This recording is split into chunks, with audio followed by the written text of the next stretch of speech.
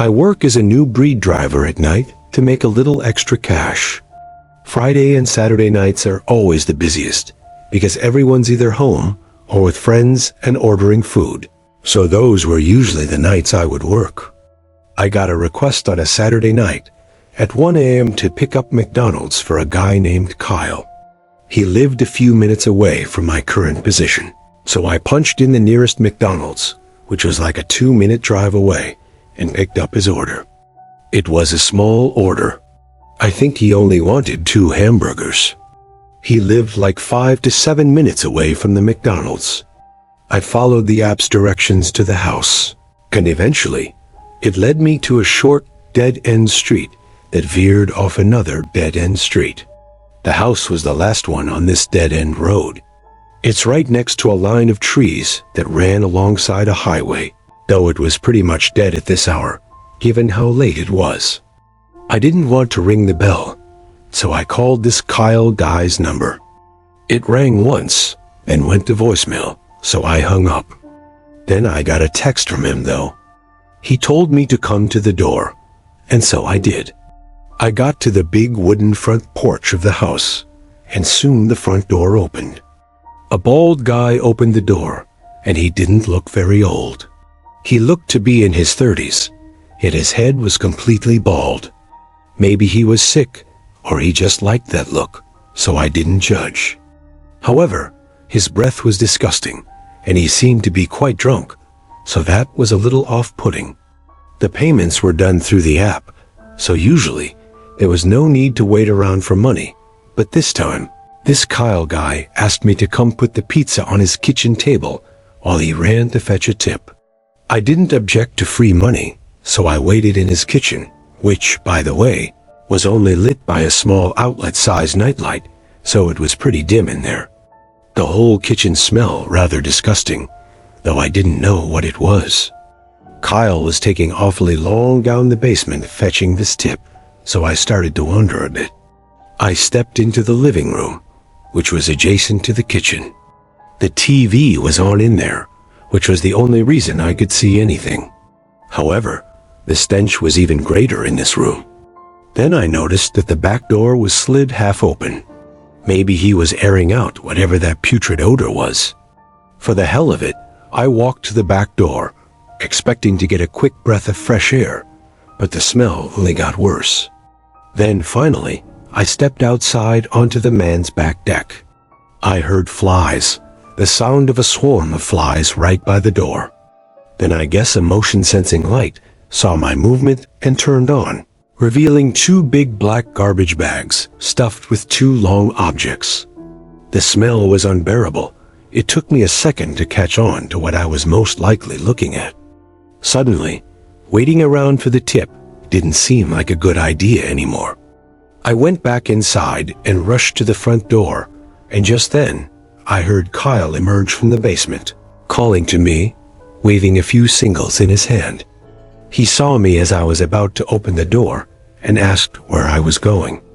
I had to come up with something, so I said I was just rushing to check if I had something in my car.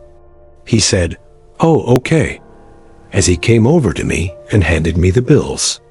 Then he turned to the back door to the porch where the light was still on. Then he looked back at me with his gummy smile now disappearing. He asked me in a firm voice if I went to his backyard. I told him no, and he just stared at me, not saying anything. I didn't give any underscore anymore. I opened the door and walked myself out, but not without him grabbing my shoulder as I got onto the stoop. I yanked his hand off my shoulder and ran to my car. I saw him run back inside with the front door still open.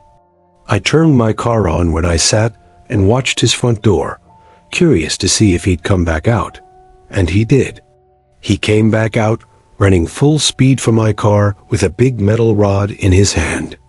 I drove away from his house, ready to call the police and report him.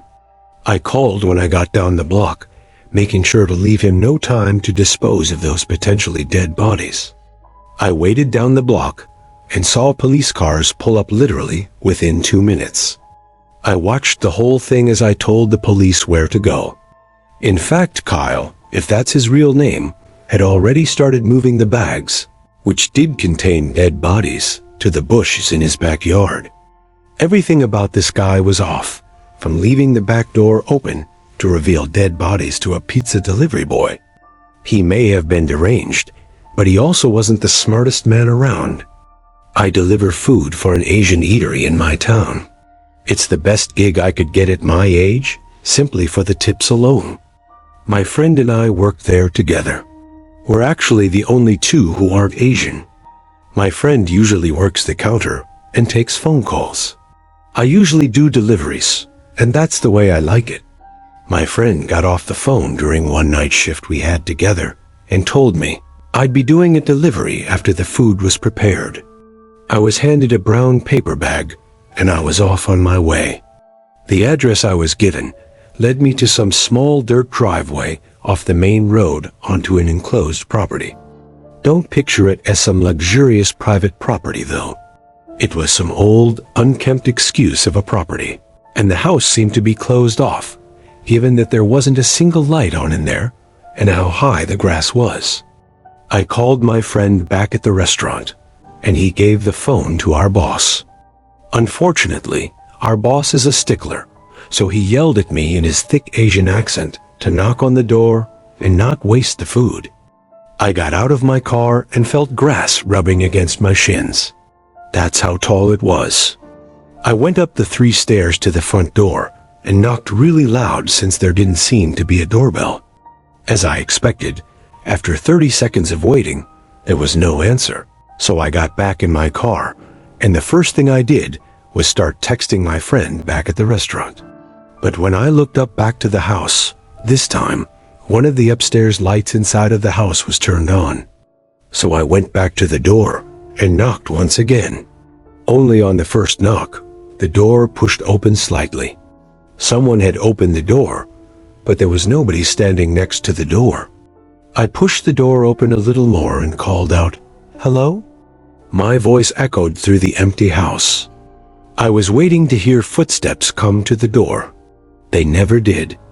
Obviously, someone had to have opened the door, so if they weren't going to come to the door, I had to assume they wanted me to come in. I stepped into the house as my shoes made the wood floor creak. I called out one more time, and this time, someone replied back.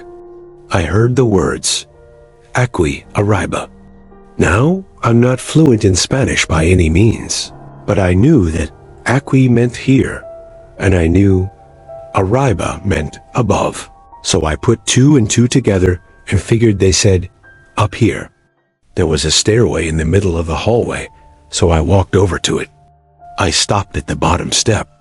I looked up the stairs, and all I saw at the top was an arm reached out over the ledge, doing a little stiff, come here motion.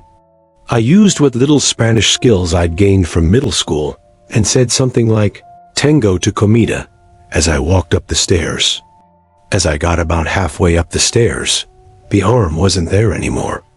I got to the top, looking for whoever was just standing by the ledge over the stairs, and I noticed through the tiniest amount of light that the person was now inside a bedroom with the lights off, but I didn't see the actual person. Once again, all I saw was the person's arm doing that same come here motion. It was as if anything above the person's elbow was faded to black in that room. It was such an eerie sight. I knew for certain I wasn't going in that room though, so I said firmly, with confidence, "Buddy, I'm not going in there. You come out here with money, or I leave." Suddenly, the arm pulled away into the darkness of the room ahead of me, and after a few seconds of standing there in silence, I was hit by a flying object. It happened so fast that it took me a few moments to realize I had just been hit with a stiff, severed arm. It wasn't some plastic Halloween toy. It was a real arm. I ran down the stairs with the food still in my hand and got back to my car. I didn't even call my friend or my boss. I drove straight to the nearest neighboring house and rang that person's doorbell. When they answered, I told them about what their neighbor had just done to me, and the woman had the most puzzled look on her face. She said, "Nobody's lived in that house for a year." I felt my stomach drop as those words hit me. She said she would call the police after we talked about it for a good 5 minutes. Then I went on my way back to the restaurant with the food. I explained the best I could to my boss, and he let it go. I sometimes wonder how things would have played out if I went into that room, and who or what I would have found. I used to work at Domino's. They close at 3 on weekends, and being that I was taking an off year during college at the time of this story, my boss took advantage of that and always threw me on the 9 o'clock to 3 a.m. shifts. There would always be at least 3 people working that late, 1 to cook the pizzas, 1 to take orders, and 1 to do any needed deliveries. Tonight, the one cooking the pizzas was Jeff, a 28-year-old Italian guy who worked 2 jobs. He was always in a bad mood, so when he told me to deliver something, I did it without complaints. So being a Saturday night, it wasn't uncommon to get calls for deliveries past 2 a.m. Around 2:30, I was told to deliver 2 pizzas to an address that I still vaguely remember. 27 Crocker Drive or something close to that. I took my stupid beat-up 2002 Honda Civic up the road for 5 minutes, the only main road that cuts through our tiny town. I live in the Manchester Township area in Jersey, containing a whole lot of nothing but trees everywhere I drive. It was a dark one after merging off the main road onto smaller roads with no streetlights. The only light that could be seen for miles were my headlights. I turned off the public road onto a dirt road with a private property sign posted outside. It seemed I had arrived at the house I was delivering to, and suddenly, I heard a bang reverberating through my car, followed by a weakened sense of handling of my car, as well as a repeating flapping sound. I knew for certain I had just gotten a flat tire. I stopped the car at once and got out to confirm the front right tire was completely flat. I could see through the headlights that the house was walking distance from my car, though, so instead of calling my insurance company, it would make more sense to deliver the pizza and also ask that person for help. I got to the deck of the house. It was an average-sized house, completely enclosed by trees, as were most of the houses around here. The lights were on inside, but all the blinds were shut. I rang the bell, and quickly, a normal-looking young man answered the door. Before exchanging the pizzas for money, I told the man about the predicament I had just found myself in. A look of concern came over his face as he handed me the money, and I handed him the pizzas. He came outside to take a look at my car with me. It was a 30-second walk from the house. He got to my car and started analyzing the tire. He said he could help me. He just needed his tools from inside. I started questioning what I could have hit on his dirt driveway, and he yelled out to me, "Don't worry about it," as I was walking down his road. I walked a bit further, kind of ignoring him, when I noticed a spike strip in the road, a very small one, but undoubtedly one I hit. I couldn't see any other reason for that to be there other than him putting it there deliberately. I started thinking over the possibilities of what could be going down, so I pretended I didn't see the spike strip and walked back, saying I didn't find anything. He looked at me. I was worried he might have been suspicious, but then he turned away and said he was going inside to get some tools. God only knows what he meant by tools. I waited for him to get to his front door before I got back in my car, turned the car on, and threw it in reverse. I was not sticking around there to find out what he was doing. I heard the flat tire wobble on the dirt road as my car slowly rolled in reverse. I made a point of avoiding the spike strip this time. My car pulled out of the private dirt road onto the concrete road. I took one last look down the man's driveway to make sure he wasn't following me, and I took off. I couldn't drive too fast, though, and risked damaging my wheel. I stayed at a steady 10 to 15 miles per hour. I looked in my rearview mirror and saw something behind my car, the man running after my car. I had no choice but to step on it, forcing me to cringe as I could literally feel the damage being done to my wheel. The distance between my car and the man got greater until he was out of sight. After turning back onto the one main road that I had mentioned earlier, I slowed down the speed a little bit back to 10 to 15. It was a long ride back, about 20 minutes, since I had to drive slowly.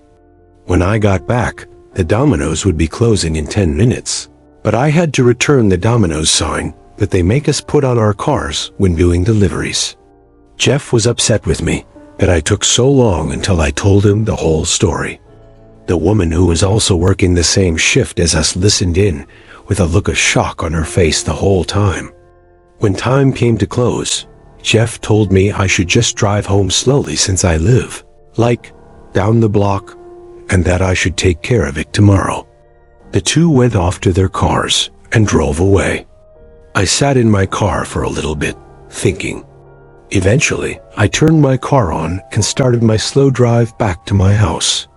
I noticed, however, that a car without its lights on was following close behind me for a while, so I pulled over in front of some small house to see if they would do the same. The car passed me, but then pulled over on the same side of the street a little further down. I started to panic, knowing it had to be the man who figured that he'd find me at the Domino's that he ordered from. I couldn't lead him to my house, so even though I didn't know for certain it was him, I had to be overly paranoid and call the cops. I had police come to my exact location for fear of being followed. After 5 to 10 minutes of waiting, a cop car slowly rolled down the street, and I beeped my horn to stop him. He stopped and reversed so that his windows were lined up with mine, and then we both rolled them down.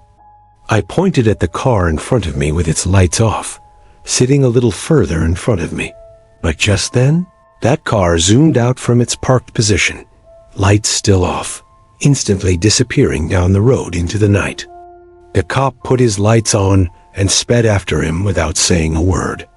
I didn't know if he wanted me to follow him, but I couldn't with my tire, so I drove home as quick as I could and parked my car in the driveway. I still don't know if that cop caught that driver. Somehow, I doubt it, but I like to imagine he did. Either way, I always made sure to watch my back every time I drove home after that night, and I quit that job 2 months later.